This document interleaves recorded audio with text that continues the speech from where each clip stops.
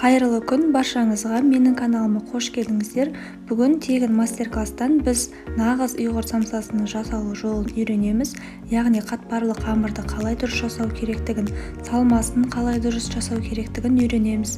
Сонымен қатар самса бүгудің ең оңай 3 әдісін көрсететін боламын.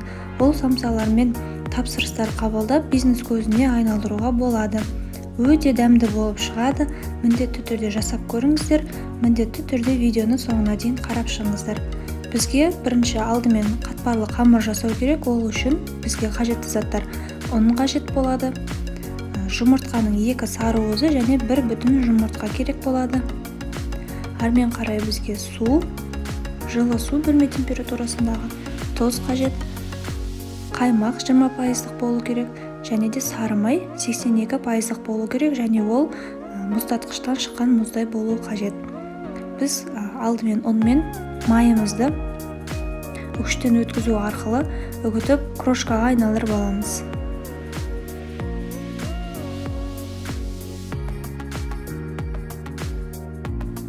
Үкіштің көмегімен осылай майларымызды ұнға аунатып отырып үгітіп крошкаға айналдырып аламыз.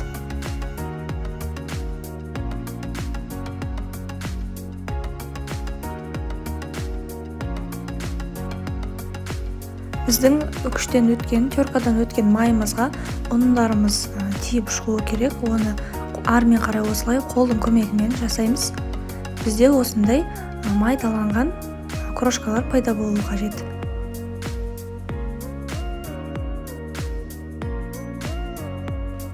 Біздің қатпарлы қамырымыздың негізі дайын. Енді басқа қоспаларын қосамыз. Алдымен тұзды қосып, осылай қолдың көмегімен араластырып аламыз. Тұз барлық жағына тию керек, және дәмі біркелкі болып шығу үшін әрмен қарай 20% қаймағымызды қосамыз.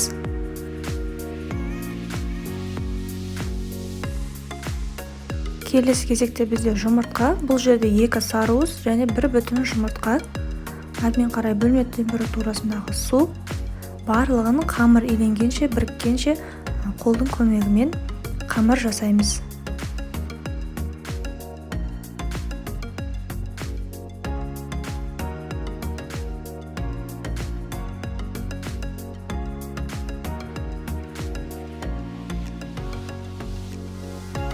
Бізде осындай жұмсақ қамыр болады.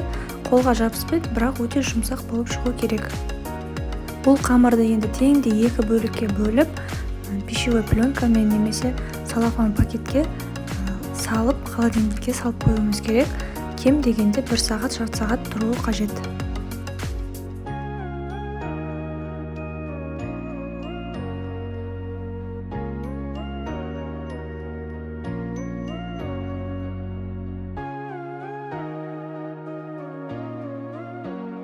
Қамырымыз дайын болғанша біз салмасын дайындап қоямыз. Салмасына менде тартылған сиырдың еті және де пияз. Пияздың көбірек болғаны жақсы, өйткені біздің салмамыз сол кезде балғын, орысша айтқанда сочный болып шығады. Пияздардың барлығын осылай видеода көрсетілгендей майда 4 бұрыштарға турап тартылған етімізге қосамыз.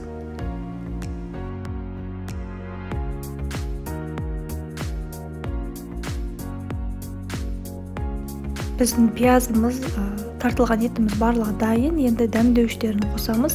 Мен самсаға арналған арнайы дәмдеуішін қостым. Тұз және қызыл паприка қостым. Сіздер қара бұрыш қоссаңыздар да болады. Өздеріңізге ұнаған дәмдеуіштерді қоссаңыздар да болады.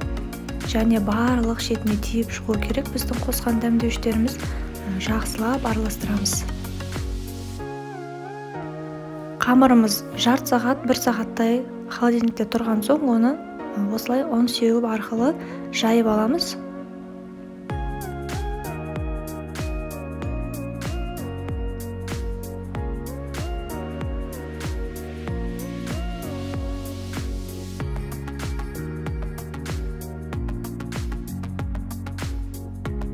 Әр оқтаумен айналдырған сайын қамырымызға ұн сеуіп тұруды ұмытпаңыздар, өйткені қамыр өте жұмсақ, бір-біріне жабысып қалуы мүмкін.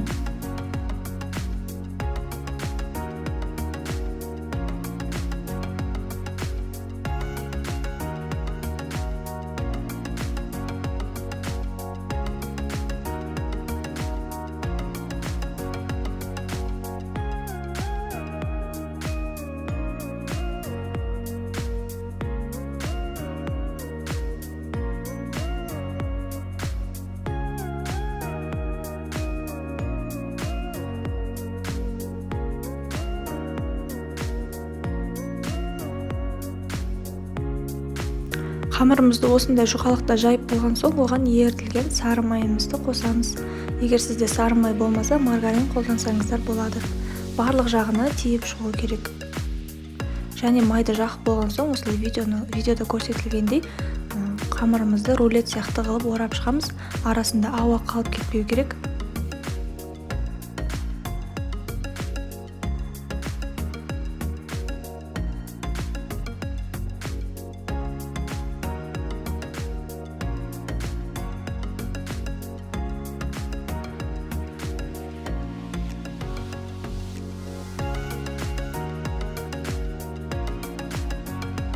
Біз қамырымызды жайдық, енді осылай рулет қылып орап қойдық.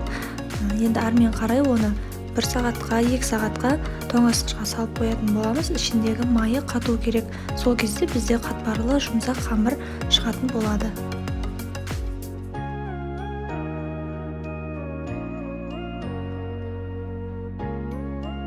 Біздің қамырымыз мұздатқышта, яғни холодильникте шамамен 1,5-2 сағаттай тұрды. Енді ары қарай самса жасай беруге қамырымыз дайын. Алдымен қамырымыздың барлығын бөлшектерге бөліп аламыз. Тараздың көмегімен барлығы бірдей болып шығу керек. Сол кезде біздің самсаларымыз өте әдемі болып шығады.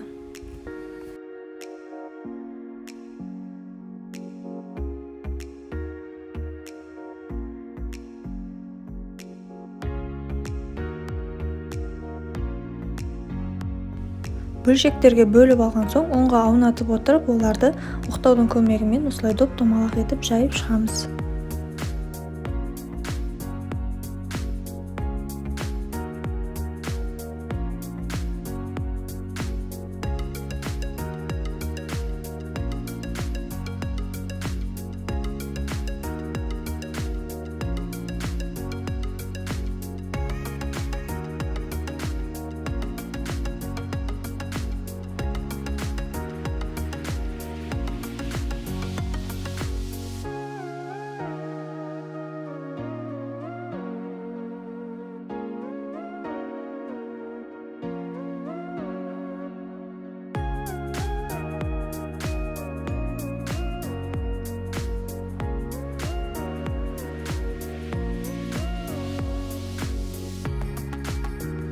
Барлық қамырларды, бөлшектерді жайып болған соң, тағы да тараздың көмегімен біз енді салмасын салатын боламыз. Салмаларының барлығы бірдей болса, біздің самсамыз алда айтып өткендей барлығы бірдей формада, бірдей көлемде әдемі болып шығатын болады.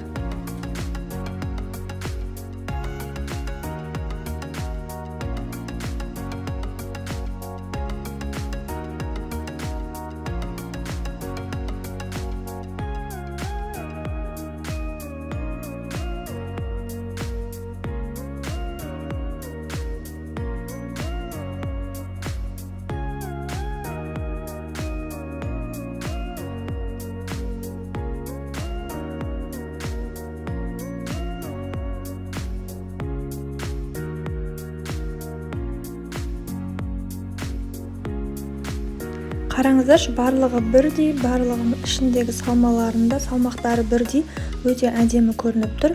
Енді осы самсалардың барлығын бүгетін боламыз. Алдын видео айтып өткендей 3 түрлі әдісін көрсетемін. Ең бірінші осылай домалақ қамырды алып бір-бірімен біріктіріп аламыз, және де осылай өріп шығамыз. Қаттырақ баса беріңіздер, өйткені бұл піскен кезде арасы ажырап кетуі мүмкін. Бұл бірінші тәсілі. Ұйғыр самсасының көбісі негізінде осылай бүгіледі.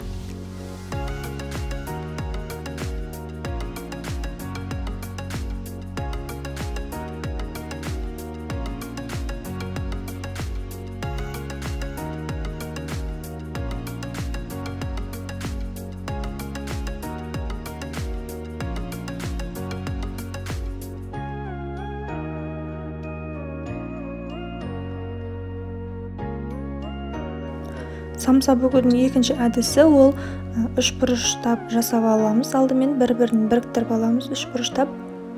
Осылай видеода көрсетілгендей, және де бірінші видеода көрсетілгендей шеттерін қаттырақ басу арқылы өріп шықтық, дәл солай жасаймыз.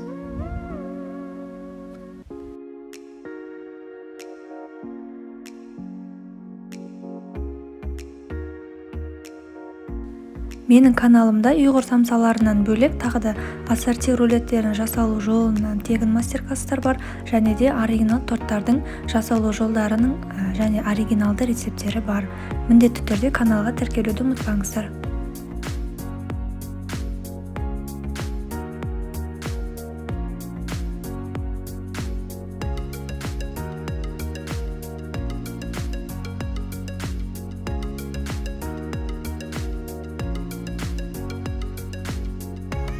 Аздап қаттырақ бүккен дұрыс, өйткені бұл піскен кезде көтеріледі, сол кезде қамырлардың арасы ашылып кетуі мүмкін. Сол үшін қаттырақ бүге бергендеріңіз дұрыс.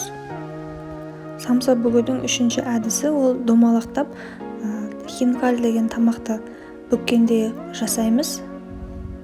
Бас бармағымызбен сұқ саусағымыз екеуі жиналған қамырларды ұстап тұру керек.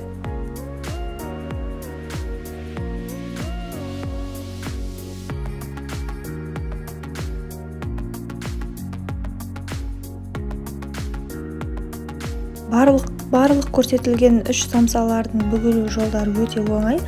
Тек қана бұл жерде бізге практика қажет болады. Қолымыз басында әрине қиындау болуы мүмкін. Әрмен қарай 3-4 жасаған соң біздің қолымыз үйреніп, самсаларымыз әдемі болып шығатын болады. Біздің самсаларымыз дайын, енді олардың үстінен міндетті түрде жұмыртқаның сары уызын жағып шығыңыздар. Сол кезде қызарып әдемі болып пісіп шығады.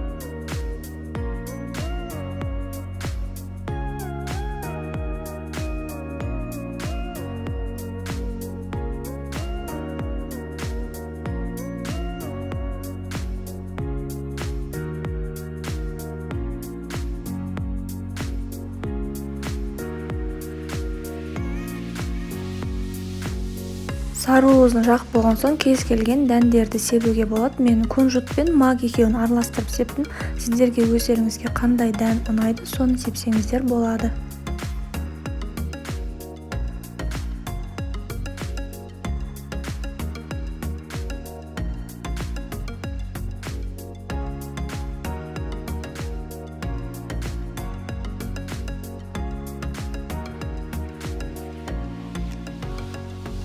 Қызып тұрған пеште 180 градуста 30-35 минут шамасында пісіріп аламыз.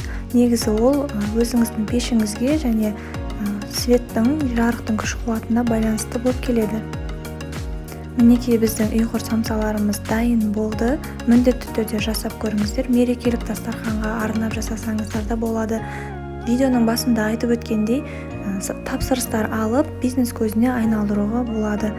Сонымен қатар менің каналымда әртүрлі ассорти рулеттерінің жасалу жолдары мен оригинал торттардың тегін мастер-класстары бар. Каналға тіркелуді ұмытпаңыздар. Сіздермен бірге болған мен Арайлым.